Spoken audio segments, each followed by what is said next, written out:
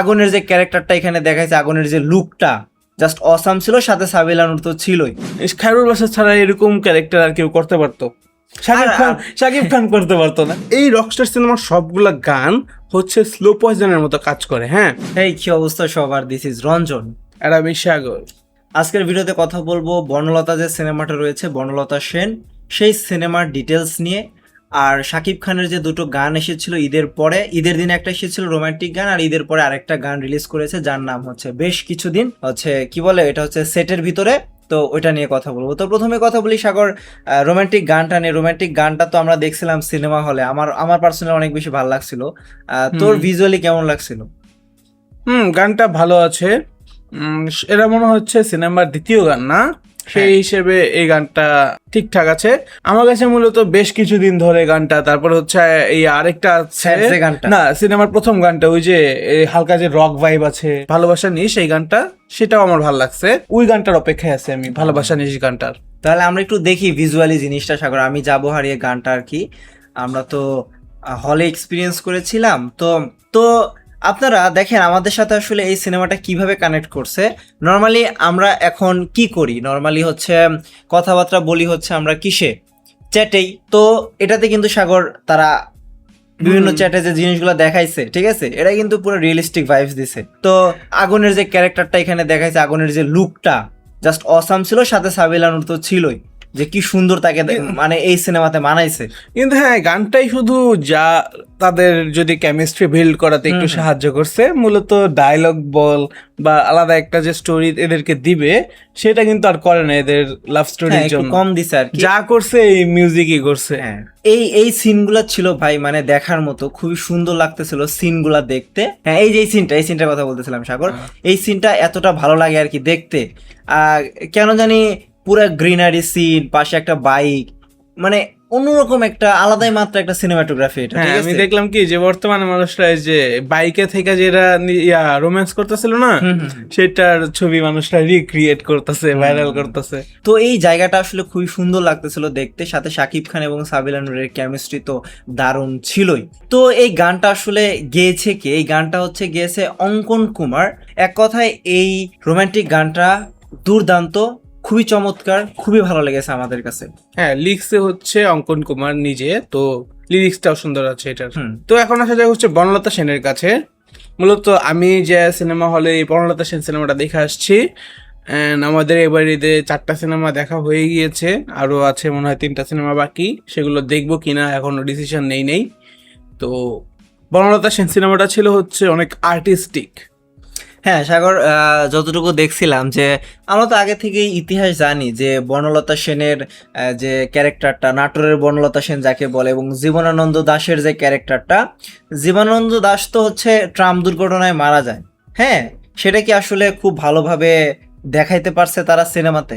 হ্যাঁ, মানে কি যে তার জীবনটাকে, আমি নর্মালি কবিতা পড়ি না বা ওই কবির জীবনী সম্পর্কে তেমন একটা জানতাম না, বাট এই সিনেমাটা দেখার পর আমার এখন তার জীবন সম্পর্কে অনেক ভালো ধারণা হয়ে গেছে। ওই সময়কার সময়টা 1950 সালের সময় মনে হয়, তো সেই সময়টাকে যেভাবে দেখাইছে, সেই সময়টাও আমি একটু ভালোভাবে বুঝতে পারছি যে আচ্ছা সেই সময়টা কিছুটা এমন ছিল। তারপর হচ্ছে আরো যে জীবনানন্দ দাশের ক্যারেক্টার কেমন ধরনের মানুষ ছিল, সে কি কেমন চিন্তা ভাবনা করতো, তখনকার সময় বাকি কবিদেরও রেফারেন্স দেওয়া আছে এই মুভিতে, রবীন্দ্রনাথ ঠাকুর বা আরো যারা ছিলেন সমালোচক সেখানকার। আচ্ছা, আমার একটা প্রশ্ন আছে এই জায়গায় সাগর, জীবনানন্দ দাশের যে ক্যারেক্টারটা বা এখানে যে তাকে ট্রাম দুর্ঘটনায় মানে মারা গেছে যে উনি, এটার পেছনের তো ইতিহাস আমরা জানি না যে আসলে কোন কারণে মারা গেছে, কোনো ডিপ্রেশনে ছিল নাকি কোনো কারণে মারা গেছে, কারো প্রেসারে পড়ে মারা গেছে। তো সেই জিনিসটা কি মানে এই যে মাসুদ হাসান উজ্জ্বল, সে কি নিজের চিন্তা ভাবনাতে দেখাইছে? পরিচালক আসলে কি নিজের মতো করে একটা রিসার্চ করে মানে কি যে বাইর করছে যে না এরা হয়তো বা খুনি হইতে পারে, এদেরকেই মূলত শাস্তি দেওয়া উচিত, এমন কিছু একটা মূলত পরিচালক নিজে দেখাইতে চাইছে। ওটা সত্য কি না ওইটা আলাদা প্রশ্ন, কিন্তু এই সব কিছুর থেকে বেশি সোহেল মন্ডলের ক্যারেক্টার অনেক রহস্যময় ছিল। মানে এইখানে কি মানে সোহেল মন্ডলের ক্যারেক্টারটা বা বনলতা সেনের যে কাহিনীটা, সেটা নিয়ে আসলে মূল ঘটনাটা কি, মূল প্লটটা কি? মূল প্লট তো আমি নিজেও অলমোস্ট 90% হয়তো বুঝতে পারি না, এমন আর্টিস্টিক ভাবে দেখাইছে। যেখানে আমি থিয়েটার করি, তারপর হচ্ছে এই ধরনের কাজের সাথে আমি অনেক বেশি জড়িত থাকি, তারপর আমি মানে অনেকটাই বুঝতে পারি না যে আচ্ছা পরিচালক কি দেখাইতে চাইছে। হয় এটা একবার সিনেমা দেখা বোঝার মতো কিছু না। আর আচ্ছা, এখানে কি সোহেল মন্ডলের ক্যারেক্টারটা কি বনলতা সেনকে খুঁজে এমন টাইপ? এমন টাইপেই, কিন্তু নর্মাল ভাবে খুঁজে না যে আচ্ছা জীবনানন্দ দাশের সময় আছে সে, এমন না। আমার কাছে মনে হয় কি যে সে দুইটা সময় বাস করতেছে, মূলত সে সে দুইটা সময়ের মধ্যে চলাফেরা করতেছে। বর্তমান সময়ে সে আছে, তো সে বারবার সেই সময় যে একটা জিনিসকে বদলানোর ট্রাই করতেছে, টাইম ট্রাভেল টাইপ, বুঝছস? আচ্ছা, তো কিছু ইয়া আছে, আধ্যাত্মিক ব্যাপার আছে এখানে। না এখানে আমরা এই ট্রেলারে যে দেখছিলাম সাগর, ট্রেলারে যে বনলতা সেন দুই জায়গায় দুই রকম ভাবে বলে, ঠিক আছে? সেই ক্যারেক্টারটা তো আমরা দেখছিলাম যে নাবিলা, বা আরেকটা জায়গায় দেখছিলাম যে জীবনানন্দ দাশ যে আছে সে ঘরের ভিতর আরেকজনকে বলে যে বনলতা। তো এখানে কিন্তু একটা কনফিউশন ক্রিয়েট হয়েছে যে আসল বনলতাটা আসলে কে। তো সেই জিনিসটা কি সিনেমাতে দেখাইছে যে আসল বনলতাটা কে? মানে কি ট্রেলারে যেভাবে দেখাইছে তেমন না, সে যেখানে যেখানে বলে যে আমি বনলতা, সেগুলো আসলে মজা করেই বলে। আচ্ছা। কিন্তু কনফিউশন আছে, আমি এখনো জানি না যে বনলতা সেন কে। মানে কি যে তারা হালকা পাতলা অ্যান্সার দিছে। এই যে সিনেমাটার তো ভিজুয়াল যে আমরা দেখছিলাম ট্রেলারে অসাধারণ হওয়ার কথা। হ্যাঁ, মানে কি এরা যে কনসেপ্ট গুলো মাথায় ভাইবা রাখছিল, হ্যাঁ, সেগুলো অনেক ইউনিক ছিল। আচ্ছা। যে আচ্ছা এরকম সিন কেউ নেওয়ার কথা হয়তো বাংলাদেশে ভাবতেই পারবো না, এরকম সিন তারা নিয়ে নিচ্ছে।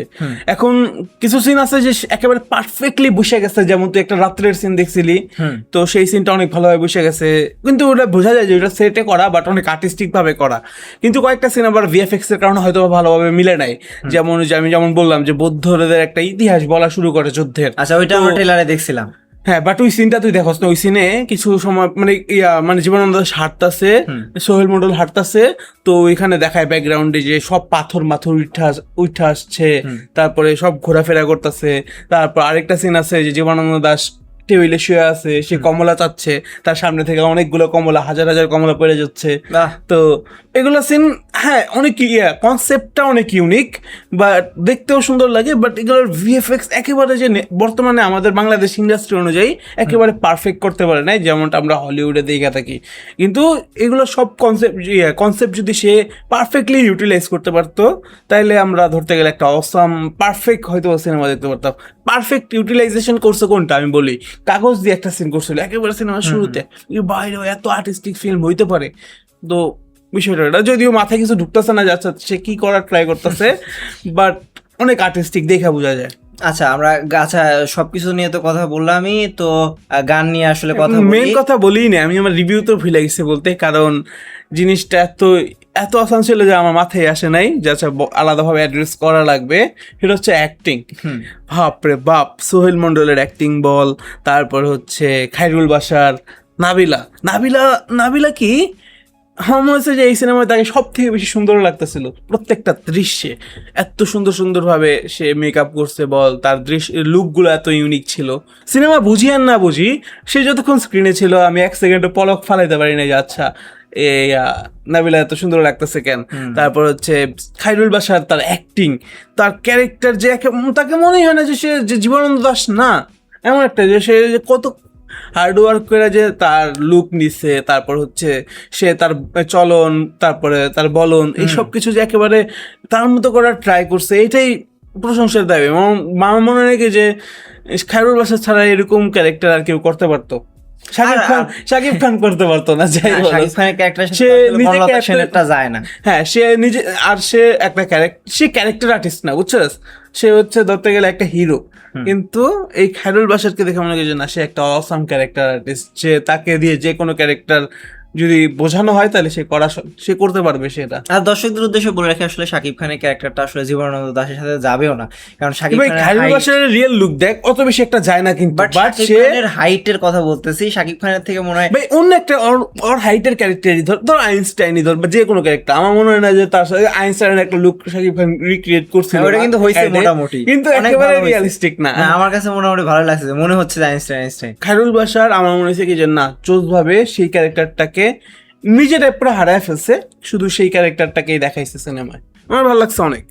তো এই সিনেমায় তো দুইটা গানও আছে, গান দুইটা অসাম ছিল, বিশেষ করে দোলা রহমান যে গানটা গাইছে দুজনে, এই গানটা কি মানে ভালো লাগছে সিনেমা হলে সেকেন্ড হাফে ছিল দুইটা গান, তো তেমন একটা ভালোভাবে আমার লক্ষ্য হয় নাই। সিনেমার গল্পে মনে আমি হারাই গেছিলাম, বাট হ্যাঁ ঠিকঠাক, মানে আমি অফলাইনে যখন ইউটিউবে গানগুলো শুনি তখন আমি বেশি মজা পাই এই গানগুলো শোনা। সিনেমা ভালো আছে, তোমরা যারা কবিতা পছন্দ করো, বনলতা সেন, তারপরে হচ্ছে কবিদের জীবন দেখতে চাও, তারা এই সিনেমাটা শুধু দেখতে পারো, আর্টিস্টিক যাতে একটা যদি সিনেমা দেখার ইচ্ছা থাকে। তো আমরা এখন কথা বলবো শাকিব খানের আরেকটা গান রকস্টার সিনেমার বেশ কিছুদিন, যেই গানটা আর কি সে স্টেজে পারফর্ম করে। তো এই গানটা ভাই পুরা মানে হল একদম চিৎকার করে অবস্থা খারাপ হয়ে গেছিল, অনেক মানুষ এনজয় করেছিল এই গানটাকে যখন আর কি শাকিব খান এই গানটা গাচ্ছিল। আমরা নর্মালি টিজারে দেখছিলাম যে এই যে ঘোরানোর যে সিনটা, এই সিনটা একটু কেমন যেন লাগছিল, বাট সিনেমা হলে এক কথায় দুর্দান্ত লাগছে ভাই, কোথাও কোনো সমস্যা মনে হয়নি, একদম ক্লিয়ার কাট ছিল। তো আমরা যদি আসলে একটু একটু করে দেখি এই যে এই সিনগুলো, এই সিনগুলোতে শাকিব খান, তো আপনারা তো জানেনই যে শাকিব খান এখানে কি পরিমাণ ড্রাগে আসক্ত হয়ে যায়, তো তারপরেও সে কিভাবে স্টেজে এসে আসলে গান গায় এবং নিজেকে কিভাবে আসলে এই জায়গায় মানায় নেয়, এই জিনিসগুলো খুবই দুর্দান্ত ছিল। এবং এই জায়গায় একটা মেইন সিন হয়, যেই সিনটা আসলে দেখে আমরা খুবই অবাক হয়েছিলাম যে আহারে এই জিনিসটা কেন হইলো। তো আপনারা একেবারে যারা শেষে হ্যাঁ আপনারা যারা সিনেমা আসলে দেখেছেন তারা হয়তো রিলেট করতে পারবেন যে আসলে এটা কোন সিন বা এটার পরে আসলে শাকিব খানের সাথে কোন ঘটনাটা ঘটে যায়। রকস্টার সিনেমার কিন্তু এই গানে আমি যেমনটা বলছিলাম যে আমার ফেভারিট লিস্টে দ্বিতীয়তে আছে। তো এই গানের সব থেকে বেশি বেশি যে যে বলে একটা, আমাকে এত সুন্দর লাগতেছে। হ্যাঁ মেইন যে শুটটা হ্যাঁ, মানে মানে অসাম, ওই সুরের সাথে তুই হামিং না করে থাকতে পারবি না, এত সুন্দর সুর। অসাধারণ ছিল। এটা তো পুরাটাই একটা আর কি স্টেজে গাওয়া গান, তো এখানে তো আর কোনো দৃশ্য নাই যে আমরা আসলে বর্ণনা করব। বাট এক কথায় বলতে গেলে এই গানটা খুবই ভালো হয়েছে, আহমেদ হাসান সানির গাওয়া গান এবং জাহিদ নীরবের কম্পোজিশনে।